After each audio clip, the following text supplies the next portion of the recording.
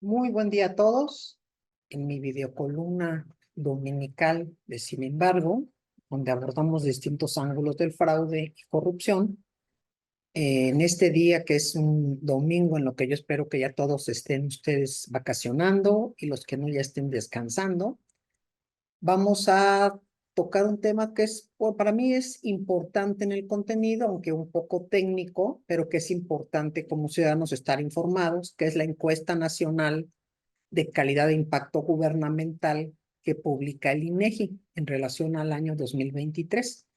Si nosotros queremos hablar, estar informados, tener una narrativa adecuada y saber cuáles son los instrumentos que requerimos para prevenir, detectar la corrupción, pues necesitamos saber cómo están estos resultados. Entonces yo les comparto así mientras ustedes toman su café, su vaso de agua o están descansando, estos datos que pueden ustedes también buscarlos en el sitio de INEGI, que son datos públicos, en el cual el INEGI da a conocer estos resultados. Y bueno, lo primero que me llama la atención es que el 83.1 de la población consideró frecuente la corrupción y el 14% la experimentó, la vivió cuando realizó trámites que tiene que ver con solicitudes de servicio y, por supuesto, al tener un contacto directo con la persona, el servidor público.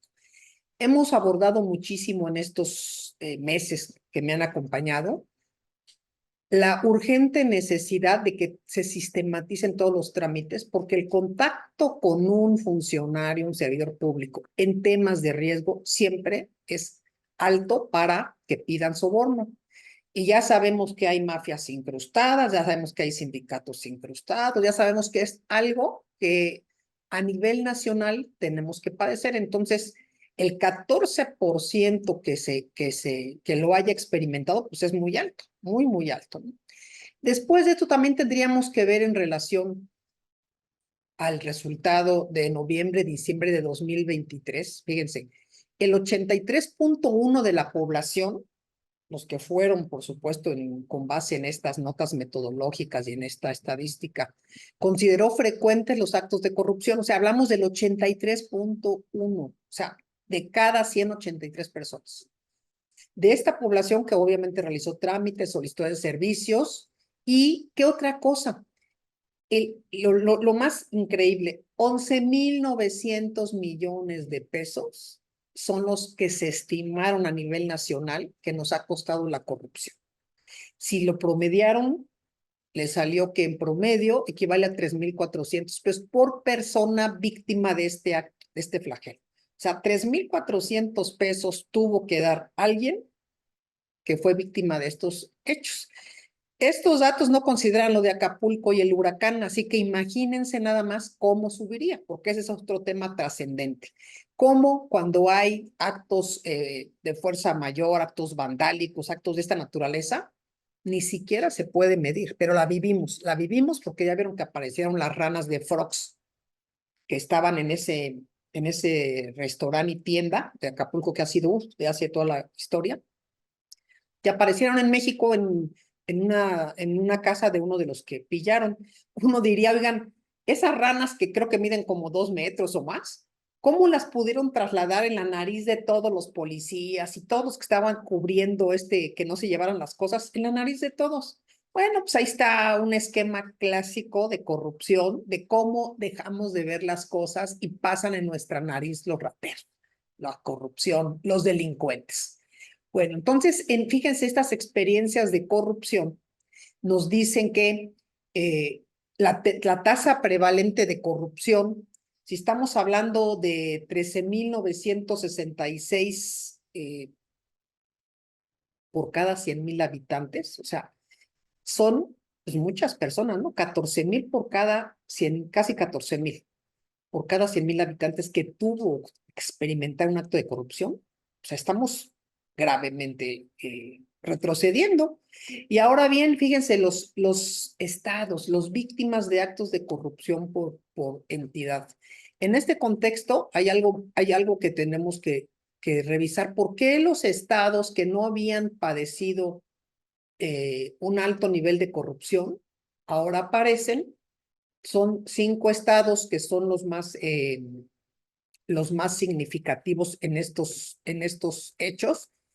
Y bueno, Quintana Roo, Zacatecas, Nayarit, Chihuahua, Hidalgo. Y aquí llama la atención que el único estado del norte, que tiene un incremento inusual en corrupción sea Chihuahua.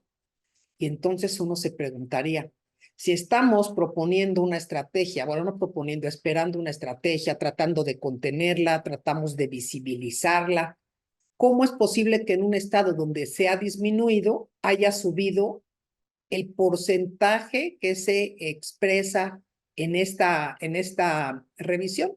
Que es aquí la pueden ustedes ver en el sitio, que es de más del 100%. O sea, 100%, ¿cómo pudo haber incrementado la corrupción? O sea, ¿cómo es posible que las personas que viven en ese lugar no lo denuncien, no hagan nada, la padezcan, cuando no la tenían en años anteriores?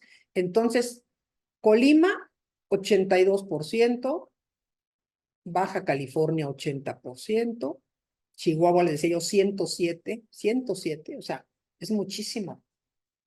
Sinaloa, 29%. A lo mejor podríamos pensar, bueno, del último censo en 2021 al 23, pero a ver, estamos hablando de que en 2 años que se suba 100%, más del 80% los trámites de corrupción, pues nos están hablando de que las personas, los ciudadanos han experimentado un mayor porcentaje de contacto y han tenido que pagar. Dice la propia encuesta que el contacto con las autoridades de seguridad pública es el mayor, pero sigue ahí para abrir una empresa. Imagínense, para abrir una empresa el 27.5%.